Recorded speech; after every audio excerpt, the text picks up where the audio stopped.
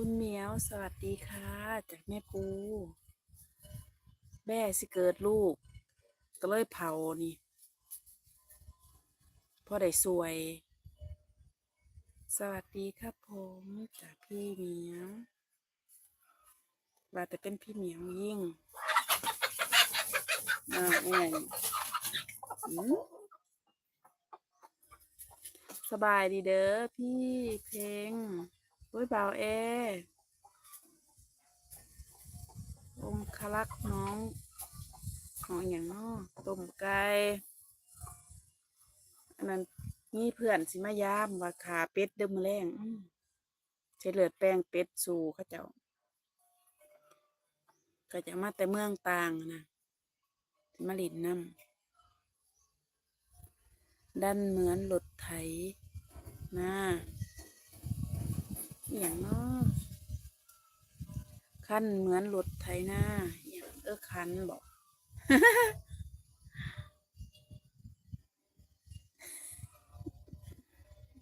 ว่ายังบ่เข้าใจเบิ่งคลิปในปูก่อนทงเสียบแต่น่าทานมากบ่าวสวัสดีค่ะจากพี่ปูจากแม่ปูขอบใจหลายเด้อที่เขามากดไลค์ให้บ่าวเฮ็ดส่องบ่เนาะเบิ่งสิเขาเบิ่งของส่องก่อนเด้อเฮ็ดส่องบ่สิได้ติดตามกับมาจอแบ่สิเกิดลูกนะปูว่าเกิดบ่หรือยัง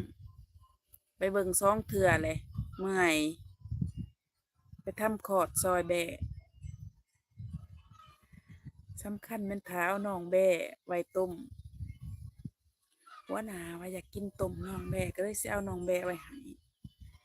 ลูกคันเป็นคันแฝด3มันคือสิพ่วงใหญ่นะต้องเอาไว้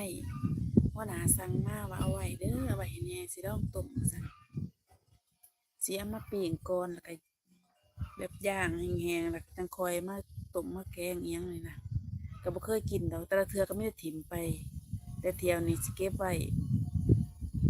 แต่ละเทื่อก็มีแต่ปลามันแห้งตามดินขี้ดอนไปแล้วก็แห้งแล้วก็ส่วนออกมาให้มาหน่อย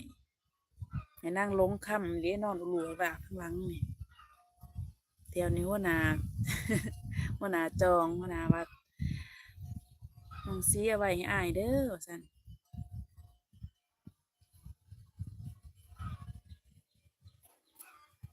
โอ้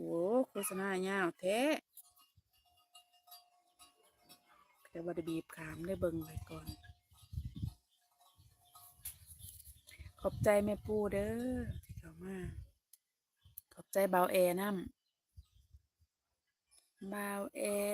อบใจหลายแล้วก็พี่เหมียว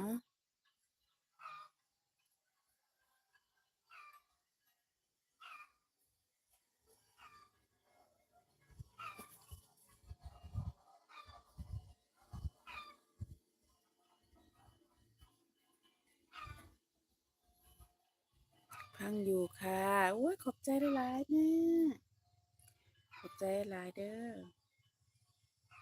อย่างเบิ่งพี่อันนี้พี่ไม้พี่ลำพรห้องเพลงเยี่ยมส้มผู้ลงโฆษณาให้แม่โปอยู่นอนเปสบายเนาะแม่แม่แล้วนอนเย็นสบายเมื่อกี้ก็รับปลาแต่ว่าเมื่อกี้รับปลาเล่งไปใส่แบบกองเบื้องกองหลังแล้วก็รับปลาเมื่อกี้นี่ไม่ได้อ่านนี่นั่งแพะนี่แพะหน่อยนอนเจะฟ้าของก็นอนมันเจ๊บ่ได้ไปเฮ็ดงานเหตุการณ์น่ะ